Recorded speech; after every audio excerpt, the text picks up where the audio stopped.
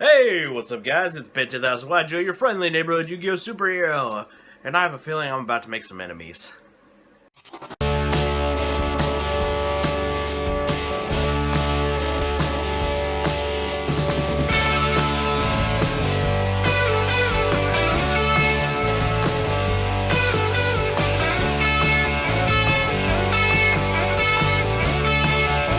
Alright, so you guys are probably thinking like, wait a minute. What are you talking about, Ben? What do you mean, Ben? What do you mean you're about to make some enemies? Huh? And I'm like, I'm probably about to piss off a lot of the DZ fans. Well, probably the bulk of them. I'll probably tick off. And then his casual fan base probably will agree with some of what I'm going to say. So, recently on Twitter, DZ tweeted out this tweet, and it kind of annoyed me because it was like, I looked at it and it just comes off as casual bashing instead of trying to help. So, you know what, I'll just go ahead and flash the tweet on here while I read it out loud to you. Imagine being really happy that you quote, took a lot of meta decks to game 3. I can't watch profiles where that phrase is used, LOL. You can see where that would come off as a little bit of, you know, degrading to that person, right? I'm sure most of my audience will kind of get where I'm coming from here. But, and I said, so I responded to him, which I'll have the conversation flash about here. I said, well, in testing, to see if you're on the right track, I don't see a problem. I would only see a problem if the presenter doesn't ask for help at the end of the video. DZ responds, I don't think that really helps decide if it's on the right track. There's almost no difference between losing 1-2 and losing 0-2. And I said, except that they won a game, which means that person needs to analyze what happened and take the steps to see what they can do to repeat the result. Which, you know, I'm right. I'm just right on that one. If you're a casual player, and you have a casual deck, and you want to make your casual deck as powerful as it can be to maybe keep up with the meta decks, maybe not even beat them, but if your goal is just to keep up with them, and your deck goes to game 3 instead of getting 2-0'd, then you're keeping up.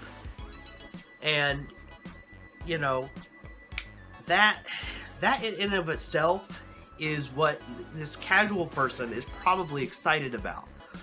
And that they're like, oh look, my casual deck kept up with the competitive player. You know, this person, I mean, DZ isn't even talking about, you know, what this particular person's goal is. He doesn't mention it in the tweet. But if they're extremely happy that their deck went to game 3, then I imagine that they're just happy that their casual deck is keeping up, and he's just coming off as a dick. I mean, look, do I think DZ is actually an asshole? No, I don't. I do think that he has a bit of an elitist streak, but I think a lot of players do. I'm sure if you ask Doug if he... Yeah, I doubt he'll ever even see this video because I'm such a small Yu-Gi tuber. But, if Doug was to watch this video, he'd accuse me of being a casual elitist. So, you know what I mean? So, you know, tit for tat there, you know? If I'm a casual elitist, he certainly is a competitive elitist. So, you know, but the point that I'm making here is that, you know, I can't agree with the idea that this person isn't on the right track, because to me, it tells me, like I said in the tweet, you know, this person just, all they have to do is, I'll say, okay, why did I win that one game? Analyze every aspect of it. Sideboard, if sideboards were used. I mean, for all we know, this guy was playing online on YGO Pro, and, you know, you can play a match with people without siding. So, did you side cards? You know what I mean? Did you, you know, did that person brick? You know, that's a factor. It truly is. But you need to understand, you know, why you won and go, okay, what did I do in the one game that I won that I can repeat? It's quite possible to do that. So, I mean, the truth is, like, from personal experience, I've done this. You know what I mean? Now, usually when I show you guys a deck profile, I will tell you if I think the deck is good or bad pretty early on, 1. And 2, the way obviously, if you go to my past videos, you'll look at the way I present the videos, you'll see where I start, you'll see where I end. So the suboptimal replays are usually the ones at the front, and the optimal ones are the ones at the back, where, you know, when we go through the timeline. So you'll see exactly where this deck ends is where it's functioning, and where it begins is where it's like, oh, okay, I need to shift something around or move something around. I mean, a better example would be, like, I'm playing Paleozoic, right? We'll use a deck that DZ is familiar with. I play Paleozoic, right? And I'm up against Sky Striker, right? And I lose 2 games, but I sided in 1 game, I sided Anti-Spell Fragrance, right? And that game I won, because I sided in Anti-Spell Fragrance, and they had to wait a turn to use their cards. Well, then that's the obvious. I should main deck Anti-Spell Fragrance. See where we learned here? So, instead of just calling that guy, basically, you know, this tweet comes off as him just calling him an idiot and saying, I can't watch your content because you don't know what you're talking about. That's what this tweet comes off as. And to be frank, I'm just not okay with disparaging casual players. Because here's the thing. I'm going to be quoting an old Yu-Gi tuber. I can't remember. Oh, what was his name? Let's just...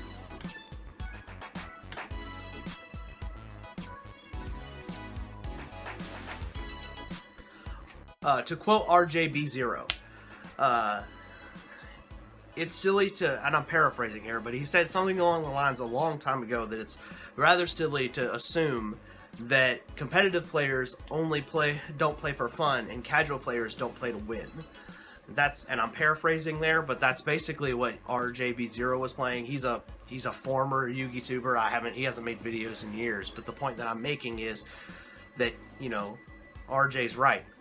And DZ is just frankly wrong here.